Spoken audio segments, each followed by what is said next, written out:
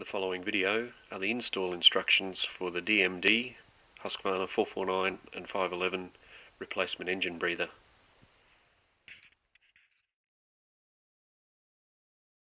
Got the DMD engine breather kit. We'll have the breather unit. This will go on the side of the cylinder head, siliconed in place, transmission plug and hose clamp for the to seal off the transmission breather, and a razor blade included in the kit to cut the tappet cover gasket to suit the new breather. So we'll go ahead and show the install. We've removed the side panel, seat, and need access now to the tappet cover. The engine's been washed so it's nice and clean, and remove the bottom half of the air filter to gain access to the coil. We need to take the tappet cover off, so there's 4 bolts on the tappet cover and the coil pack. Obviously undo the wiring harness from the coil, withdraw the coil up through the centre and then remove the lid. So we'll go ahead and do that and release the gasket. We'll have to trim this gasket here and come back to you in a minute when that's done. We've got our tappet cover off and cleaned up the gasket. So this is the rear rubber D that's going to be in line with the top holes. The tappet cover sits on an angle. What we need to do is trim the gasket. You can see this line of the rest of the gasket. We don't want to cut this section out, we need to leave the section intact. We need to follow the line of this basic flat part of the gasket right across this rubber D. So I've got our razor blade. Obviously it's sharp, don't cut yourself with that. Safety warning, all that. Grab yourself a ruler and run a single sharp line across there.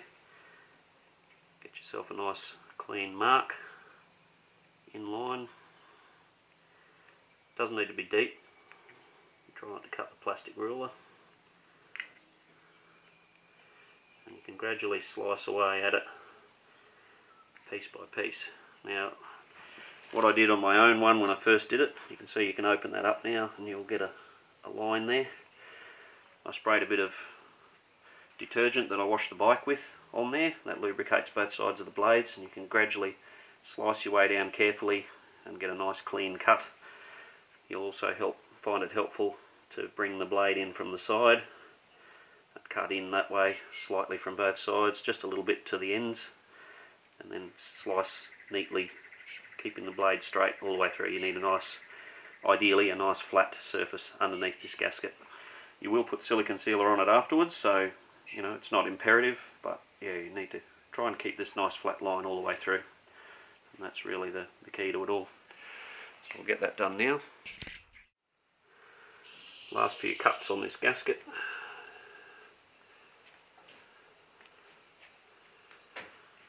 There we go.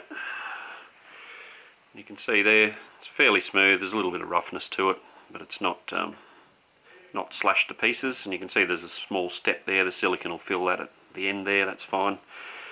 The other thing we need to do when you look at this from above is we need to trim this outer block back to the width of the gasket surrounding it.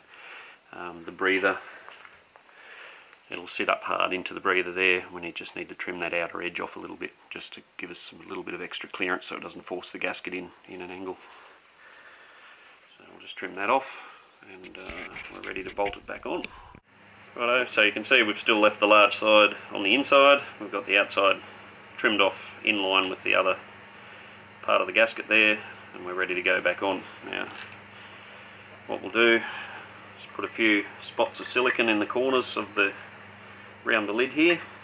Clean it up in some brake cleaner first. Get all the oil off. A couple of spots of silicone to hold it in place, particularly under this heavy rubber D, so it all stays in place while you put it onto the engine.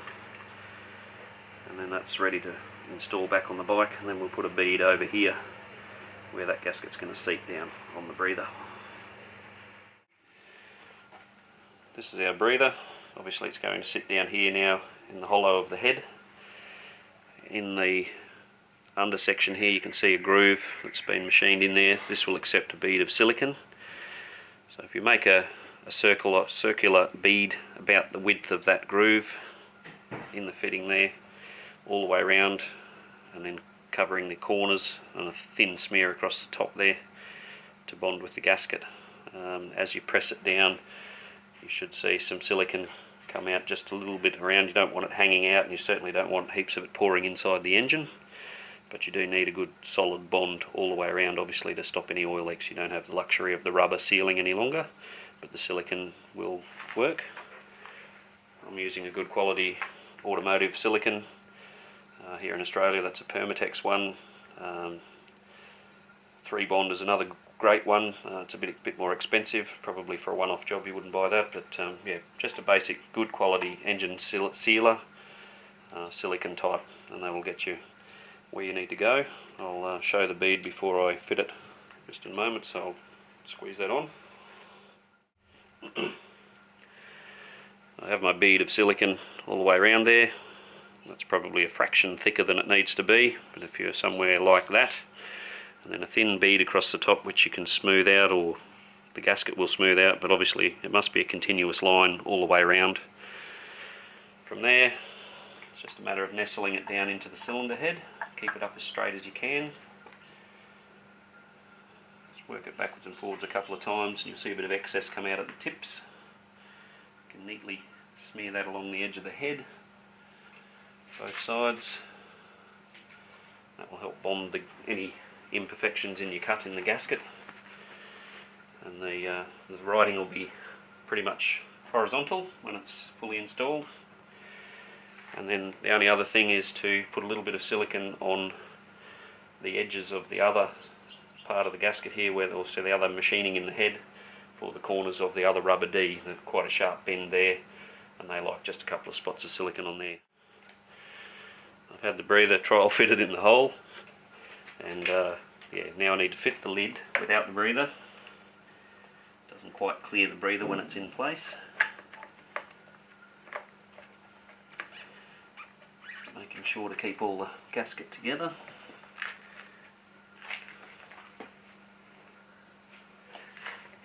There we go.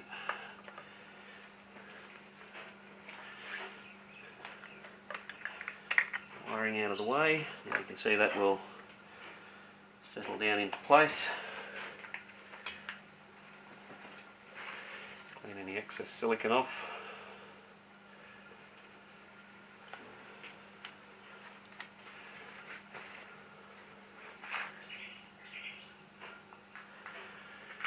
And then lift the lid clear. Settle the breather into position, and then the lid presses down on top. Nestles the whole lot still. So clean up.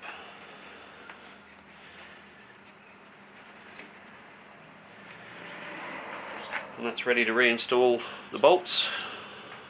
And we'll move on to doing the modification to the hose, and she's ready to go.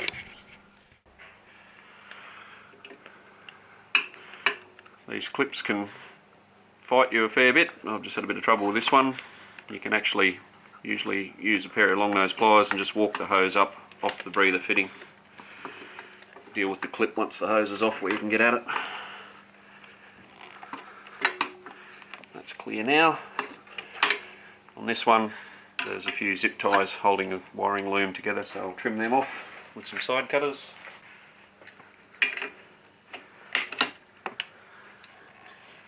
Being careful not to cut the wiring, because the owner's here sitting me watching me.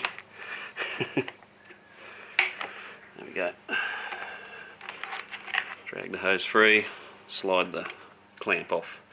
So we can bin that one.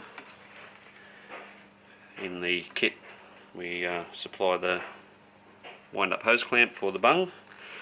So that just goes back on to the transmission where the hose came free.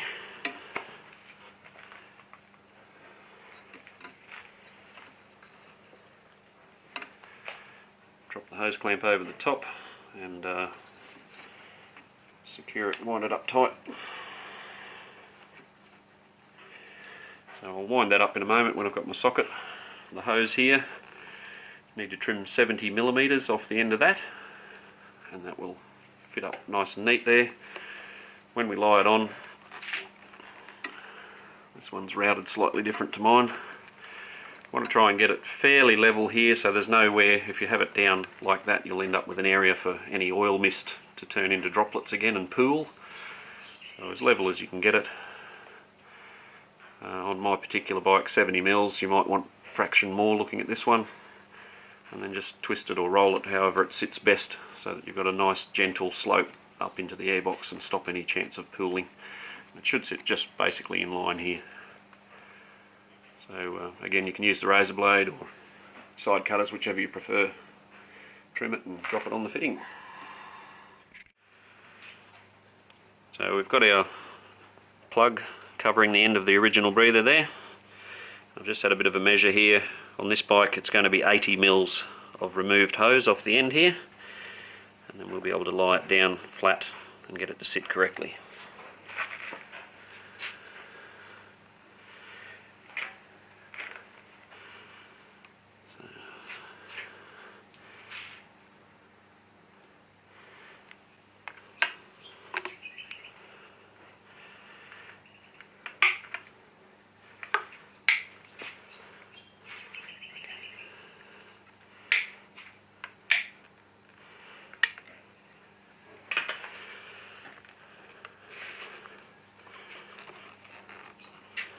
There we are, installed. Now you could fit another clamp to there if you like, or a zip tie. You'll find there with the barbs on it's quite hard to pull off, and from this point on up into the air filter there's no pressure, no exhaust pressure, and I've found mine stays on there perfectly fine without any sort of clamps. I think it looks neater and cleaner without anything on there. It's up to you. If you want to put something on, go right ahead. That's it. Basically from there, reassemble your air filter and the panels and go for a ride, check for any leaks. Good to go. Enjoy the bike.